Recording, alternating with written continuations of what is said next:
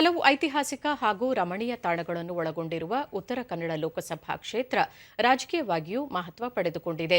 ಕ್ಷೇತ್ರದ ಕುರಿತು ಪರಿಚಯಿಸುವ ವರದಿ ಇಲ್ಲಿದೆ.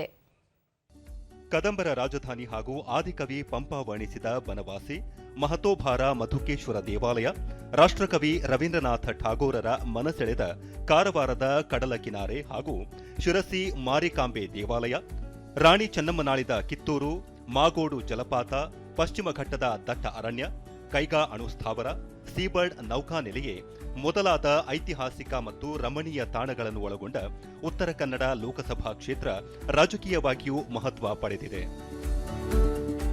ಮಾಜಿ ಮುಖ್ಯಮಂತ್ರಿ ರಾಮಕೃಷ್ಣ ಹೆಗಡೆ ಉತ್ತರ ಕನ್ನಡ ಜಿಲ್ಲೆಯ ಸಿದ್ದಾಪುರದವರು. ಕಾಳಿ, ಅಘನಾಶಿನಿ, ಶರಾವತಿ ಕ್ಷೇತ್ರದಲ್ಲಿ ಪ್ರವಹಿಸುವ ಪ್ರಮುಖ ನದಿಗಳು.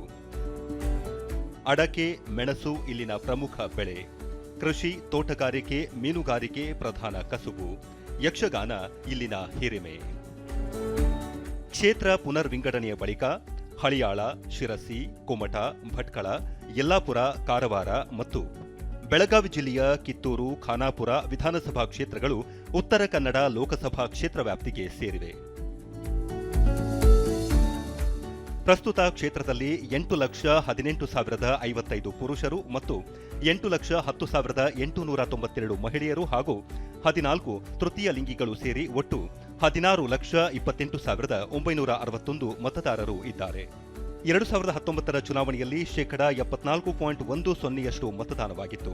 ಕ್ಷೇತ್ರದಿಂದ 6 ಬಾರಿ ಜಯ ಸಾಧಿಸಿರುವ ಬಿಜೆಪಿಯ ಅನಂತಕುಮಾರ್ ಹೆಗಡೆ ಈ ಕ್ಷೇತ್ರದ ಹಾಲಿ ಸಂಸತ್ ಸದಸ್ಯರು.